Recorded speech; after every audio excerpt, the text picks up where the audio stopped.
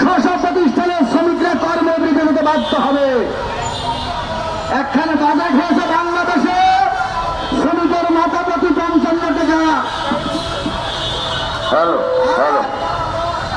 সংসদে যারা এমপি আছে তাদের কাছে পাওয়া হচ্ছে 11,365 কোটি টাকা।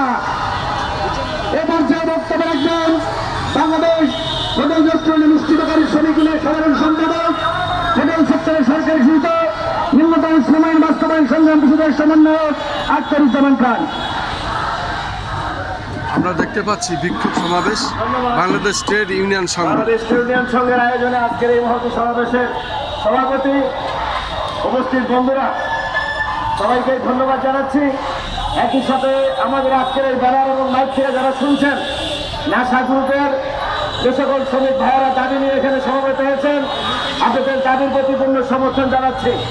একই সাথে মাজার মন্দির, ধর্মীয় উপাসনালয় এবং তাদের যে মূর্তি বানানো নিয়ে কটূক্তি করে না বানাতে দেওয়া সহ নানান ঘটনায় আমাদের পাশে একটি সমাবেশ হয়েছে। আমরা তাদের এই ন্যায়সঙ্গত দাবির প্রতি সমর্থন জানাচ্ছি। একই সাথে বলবো, মাজার মন্দির এটা নিয়ে রাজনীতি করার মতো দল বাংলাদেশে আওয়ামী লীগ, বিএনপি, জাতীয় পার্টি, জামাত রয়েছে। তারা যার যার স্বার্থে তা ব্যবহার করে। আমরা মনে করি কোনো প্রতিষ্ঠানই, সেই ধর্মীয় প্রতিষ্ঠান হোক, তাকে ভেঙে দমন করা যায় না। তার যে গণতান্ত্রিক অধিকার তা রক্ষা করে তাকে তার দাবি এবং তার প্রয়োজনীয় লড়াইয়ের প্রেক্ষিতে সংগ্রাম করলে তাকে শতভাগ সমর্থন করতে হয়। আমরা সে আন্দোলনে সমর্থন জানাচ্ছি।